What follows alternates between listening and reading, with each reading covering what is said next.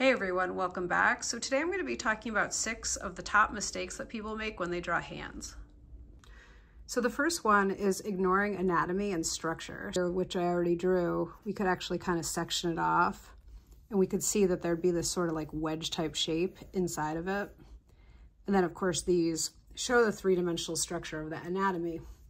Even in this one over here, we could actually kind of look at this and we can make this into kind of a wedge type shape.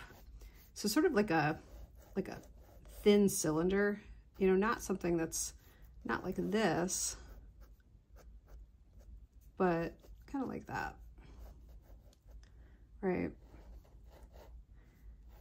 And sometimes if you look at, you look at anatomy and what's inside the hands, you could kind of say that there are 3 sections for the fingers that are 1, 2, 3. And these are also kind of cylindrical in form, right? So whenever, and this is rounded, of course, at the end. So whenever you're drawing your hands, you want to kind of think about that internal form and structure. And if I was to section this off, whoops, I might have that.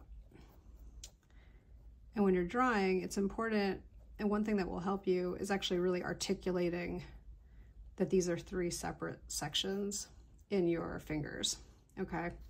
And that this shows no anatomical structure underneath, and you get some of those details. And then when you see the thumb, it's the same thing, right? You've got this section, and then you've got this section here. Okay, now if we talk about this idea of the sections of the fingers, we could look here, but notice here we're only seeing 2 sections, right? Because let's say your hand is like this part is not in view because your hands have come around like that, right? So you have this section and this section. So this whole idea of, the 3 sections of the finger, that of course depends on the position of your fingers, right? So here we do have the 2, but not the 3rd because the 3rd section's not in view.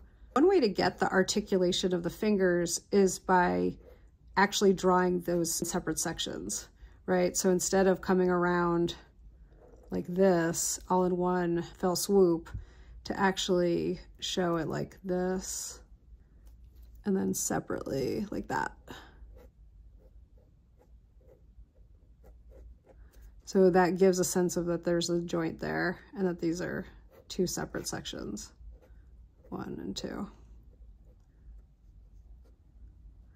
And same here. So a little bit of articulation of each finger is really important and helpful. We have this here, we have this section here, and then the palm we have this, and then we have this, right? So even when we're looking at the palm, we can kind of divide that up into 3 different sections, just of the palm alone. We've got this, these 3 sections, okay? And then here, this is a separate section for the thumb. Same thing goes here where we've got the 3 sections for each finger, right? Here too, we have kind of an example of this sort of idea of a wedge if we look at this. So think about like when you're looking at a hand, what's the underlying structure, right? This might be kind of like this. So the second thing that sometimes people struggle with is they make their drawing a little bit too stiff. So let's say you're used to pressing down really hard and having not a lot of line variation. Maybe you're drawing like this, right? So see how here, this is different than this, where my line variation, I have a lot more variation in the way that I'm marking. Sometimes I'm marking fast, sometimes I'm marking slower. That's gonna give a more gestural quality to your drawing. So if you're overly stiff, it's just not going to look as good. But in this one, you can kind of see with this, maybe we'd make the thumb like that, or even more so, like this is really gestural here. So kind of like try to loosen up your lines a little bit. And I know that can be really hard at first because people are used to drawing, a lot of times when you're kind of like anxious about drawing, you'll draw kind of like this, right? Where you're pressing really hard. Maybe you're drawing like, let me see, make sure you can still see this, whatever I'm drawing. Maybe you're going through like this. See, I'm pressing really hard here. I'm going around like that. See how that flattens things out? Whereas what I want you to do is just kind of like loosen up. So I want you to be moving your hand a little bit. So instead of, so here, notice that my hand is barely moving when I go like this. When I'm doing this, see how my hand is moving pretty quickly. And just experiment with that. I know that it might feel a little bit unnatural to do that, and you might not feel like you have as much control.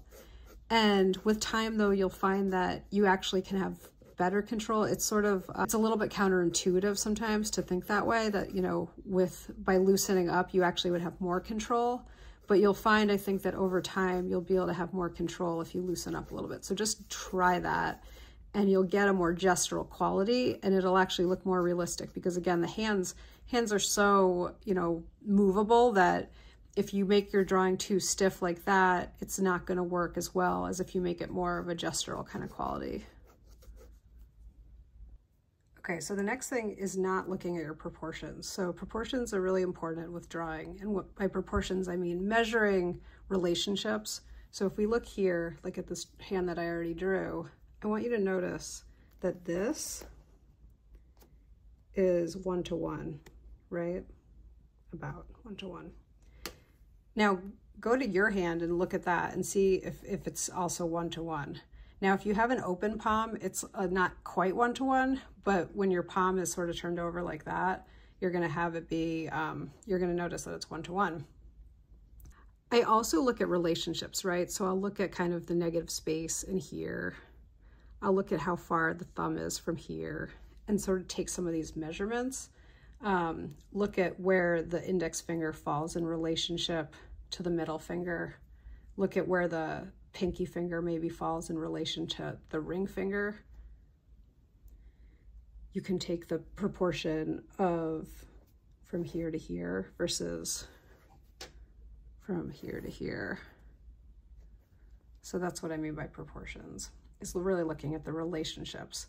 The thing that sometimes people have trouble with is oversimplifying details, and details for your hand are so important. If you look at how many bones and muscles and ligaments in your hand, that kind of explains how complex the hand is. Develop the mindset of like that you're just learning, and don't get too hard on yourself, because hands are just hard to draw because there's so much going on in the hand. You know, that's why there's people who work on like robotics for hands, and even though the technology is so advanced, it's still, you know, actually so difficult just to get the hand to work in a robot form, because our hands are so so complex. Okay, so when you're drawing a hand, a couple pointers that will help you. So in terms of details, so we talked about how these are three separate sections for your fingers. So that's an important thing to think about. Notice the shadows. Notice things like this, like the veins that you see. You know, show some of those kinds of things, and that'll be really helpful for your drawing to make it look more accurate. Notice how, you know, the shadows of how your hands kind of come around like that. You know, they're not like just like this. There's usually some shadow there. And now maybe when we talk about shadows, we could also talk about the direction of line, right? So this is a good example of using the direction of line. So I want to again show, right, that this is like an ellipse. And we talked about this idea of like the beginning with the fact that it's a cylindrical. So I want to show this. So maybe I'll use line direction to help show that, like that. Or here, like this. So you get a little bit more depth when you do this. You get both depth and, you know, more of an illusion of 3D form.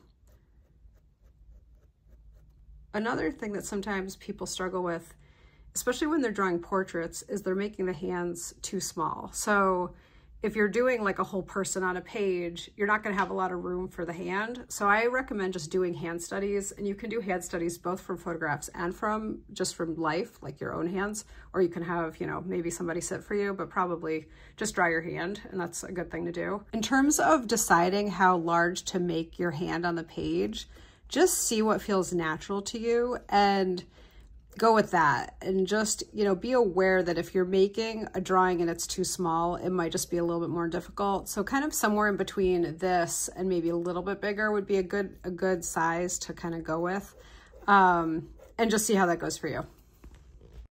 Thanks so much for watching. If you enjoyed the video, please subscribe, and I'll see you next time.